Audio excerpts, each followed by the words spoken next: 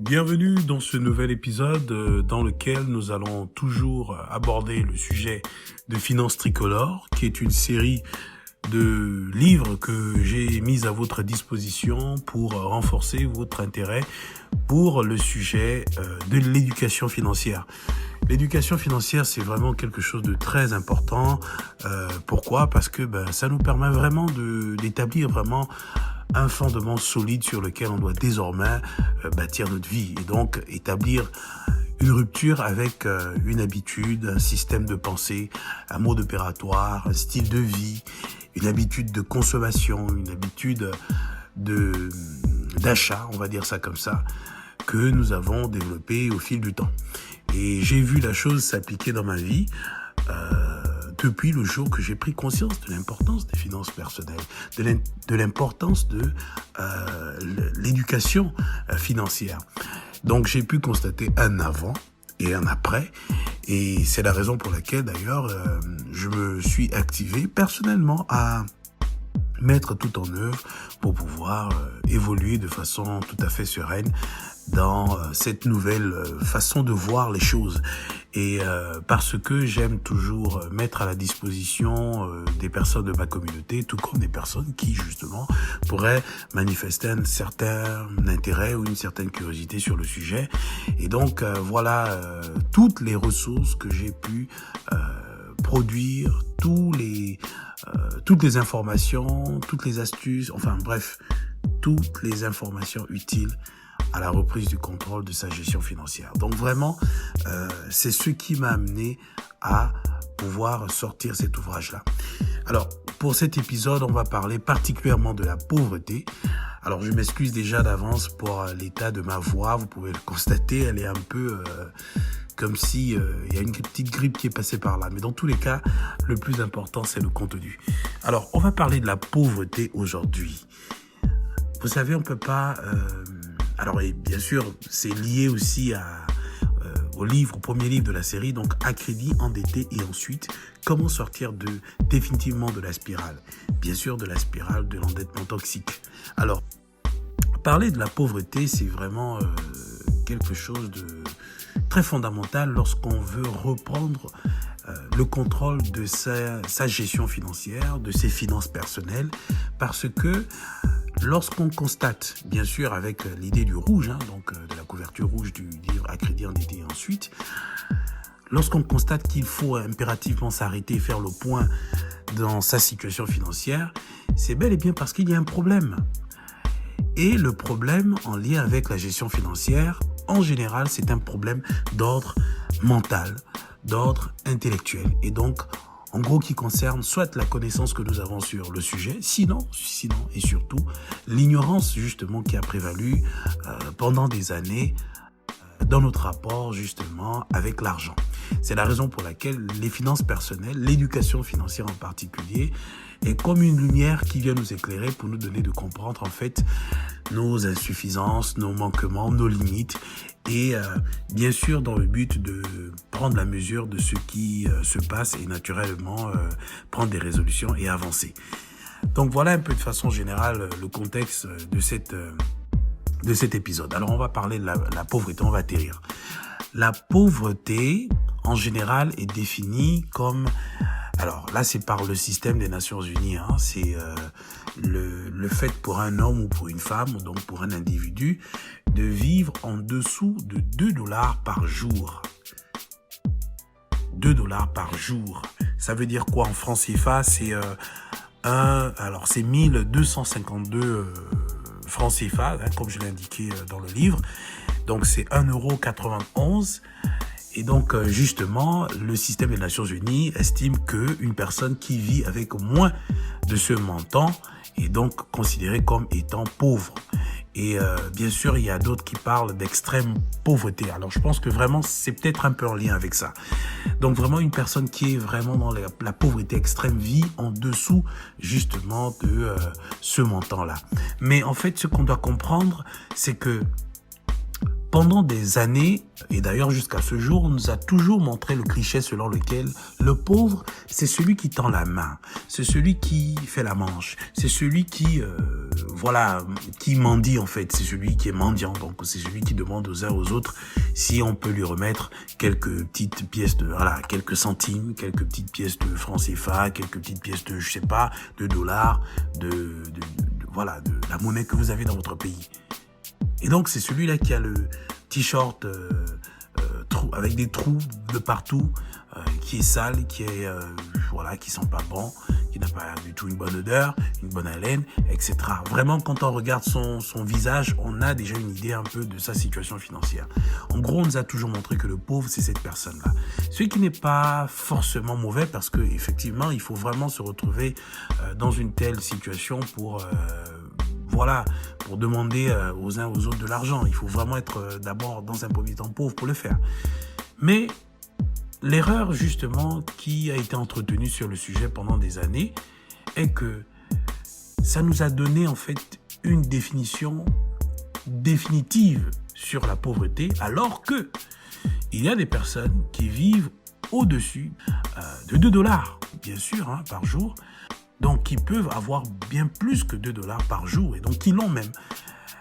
Mais qui, justement, malheureusement, par leurs habitudes de consommation, leur style de vie, eh ben, viennent à expérimenter des situations qui ne sont rien d'autre que des expressions de pauvreté.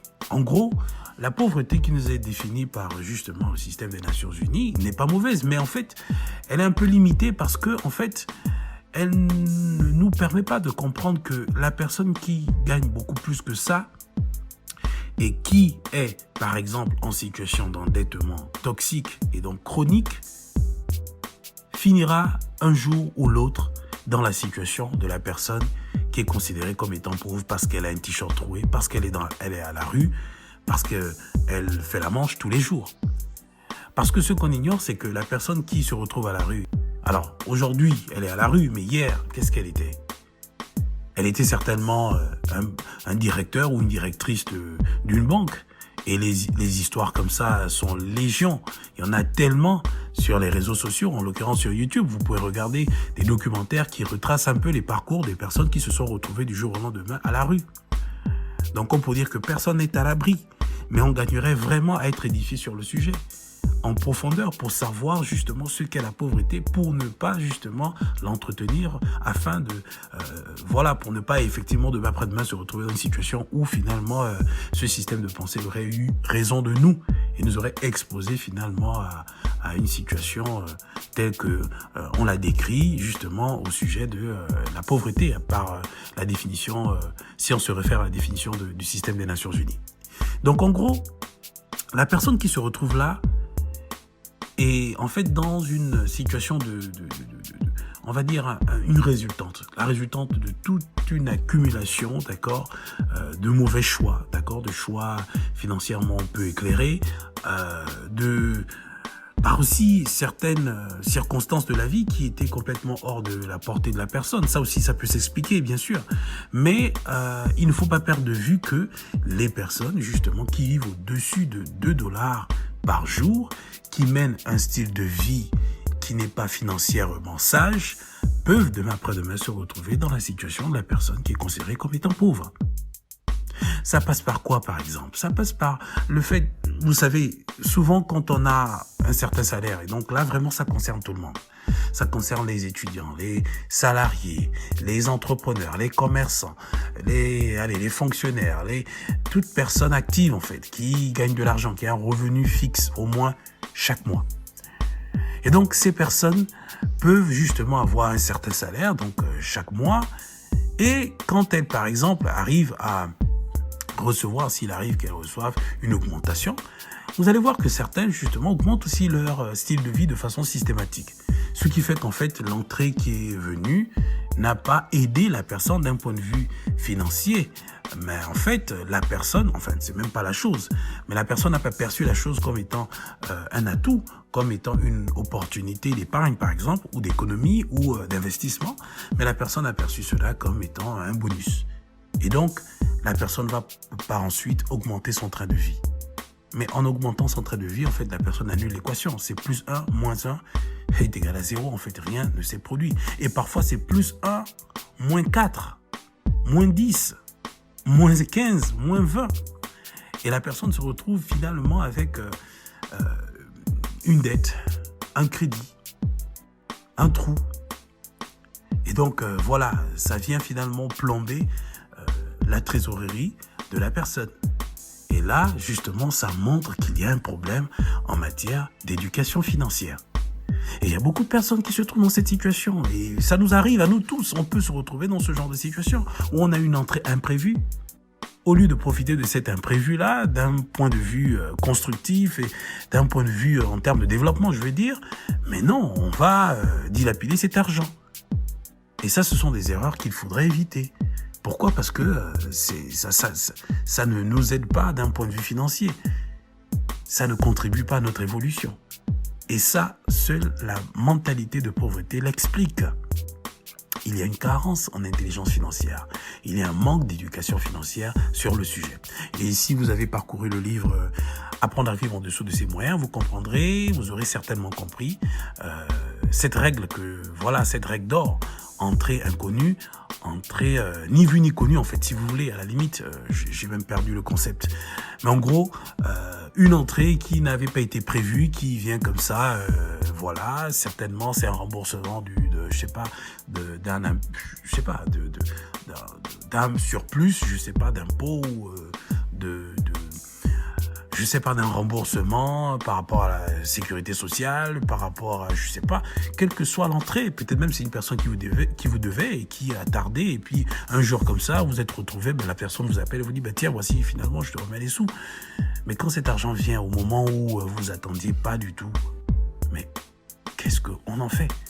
Est-ce que tout de suite, on va aller faire la bamboula ou bien on va s'en servir de façon systématique comme une épargne, en fait ?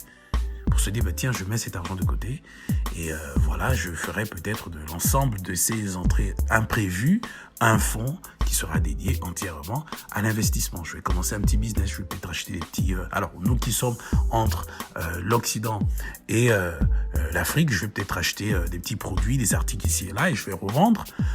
Je vais expédier ça au pays ou sur place, je vais peut-être créer un petit business en ligne. Voilà, je vais peut-être m'acheter du matos et créer peut-être du contenu. Et voilà, ça va me permettre peut-être de commencer une petite activité en matière de création de contenu. Ou ça peut être autre chose, ça peut être, je sais pas, la vente d'autres articles. En fait, c'est à nous de choisir, c'est en fonction des penchants des uns et des autres.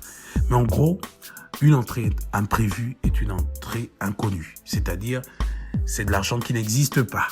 C'est de l'argent qui doit être utilisé de façon productive. Donc, qui doit créer de la richesse, quel que soit son montant, quelle que soit l'échelle. Donc voilà un peu autant d'éléments qui souvent échappent aux personnes qui ont des revenus, qui vivent au-dessus de 2 euros, de $2 par jour, de 1200, 1300 francs CFA par jour, mais qui justement, malheureusement, n'arrivent pas à saisir certaines opportunités. Donc ça donne vraiment de comprendre un peu s'il y a de l'intelligence financière ou pas. Donc, vous allez aussi voir des personnes qui travaillent, mais qui ont un style de vie, justement, qui les amène à dépenser bien plus que ce qu'ils ne gagnent. C'est-à-dire que, vous avez un salaire, de peut-être 2000 euros, de 2500 euros, peut-être même de 1500, de 1600, de 1400, ça dépend. Vous avez un salaire de, 500 000 francs CFA, 1 million de francs CFA, 1 200 000, 1 300 000. Et à chaque fois que vous percevez votre salaire, bien sûr, vous avez vos charges, mais vous dépensez beaucoup plus sur des choses de type divertissement, donc des soirées, des after-work, des achats compulsifs. En fait, vous vous retrouvez à la fin, lorsque vous faites le point, déjà en dessous de zéro, c'est-à-dire que vous n'avez plus rien du tout, ça c'est sûr, mais vous allez vous rendre compte que vous avez dépensé beaucoup plus que ce que vous avez gagné. Et vous imaginez, si vous vivez comme ça depuis des années, ça veut dire qu'en fait, il y a un gros problème au niveau de la mentalité. Il y a un gros problème au niveau de la perception de ce que vous avez de l'argent. L'argent n'est pas un moyen, c'est un moyen, oui, certes, mais c'est pas forcément destiné à être dépensé ou dilapidé de fait. On peut s'amuser, on peut, se divertir, mais il y a différentes façons de se divertir. On peut se divertir de façon intelligente.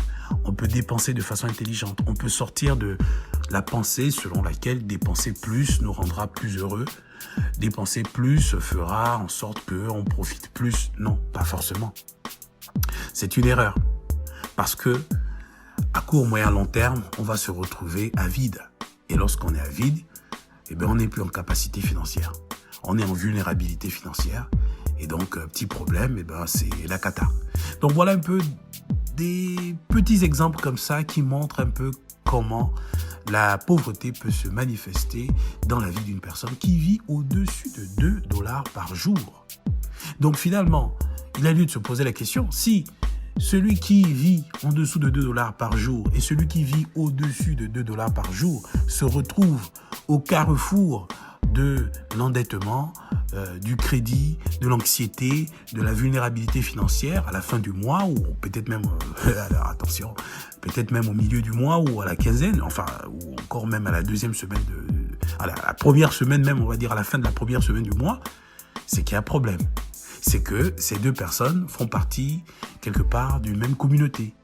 Elles ont quelque chose en commun. Elles se sont retrouvées au même carrefour. Elles avaient certainement des points de départ différents, mais il se trouve que elles se sont retrouvées là, au carrefour de « Ouh là là, qu'est-ce que j'ai fait avec mon argent ?» C'est vraiment là une réflexion en fait à laquelle chacun de nous doit se prêter pour pouvoir revoir son rapport à l'argent. Alors loin de moi la prétention de maîtriser le sujet, nous sommes tous des apprenants et chacun doit pouvoir essayer d'appliquer les leçons qu'on peut en tirer ici et là des différents médiums, moyens d'apprentissage pour assainir son rapport à l'argent, chacun à son échelle, à sa façon, à sa manière, pourvu que nous puissions être heureux en tout cas. C'est plus ou moins ce qui est censé se dégager après la prise de conscience sur l'importance de l'éducation financière. Cela dit, nous sommes arrivés à la fin de cet épisode qui portait sur la mentalité de la pauvreté. Oui, pour sortir de la pauvreté, il faut comprendre ce qu'est la pauvreté. Et dans le livre « À crédit, endetté et ensuite », j'explique exactement, alors là, très précisément ce qu'est la pauvreté. Parce que je peux l'affirmer ici, sans honte, sans gêne, sans culpabilité quelconque. Oui, j'étais pauvre. J'ai connu ce qu'est la pauvreté. D'abord, dans un premier temps, par la mentalité que j'avais et bien sûr, par la manifestation de cette mentalité d'un point de vue concret dans la vie quotidienne, par mes choix, par mes décisions. Mais j'ai aussi compris que en sortant de là par la prise de conscience, par l'éclairage de l'éducation financière, on peut véritablement voir et donc marquer une différence dans sa propre vie. Et donc, cela aussi peut affecter les personnes autour de nous. Donc, si cela est possible pour l'un, ça peut être possible pour l'autre. D'où l'intérêt du partage de connaissances, de la mise à disposition des ressources qui peuvent contribuer à l'édification de tout un chacun. Voilà, mesdames et messieurs, je vous en dis pas plus. Je vous recommande en tout cas la série Finance Tricolore. N'hésitez pas à vous procurer les ouvrages de cette série qui vont vous faire énormément du bien. Cela dit, on se donne rendez-vous pour le prochain épisode. D'ici là, portez-vous bien et à bientôt.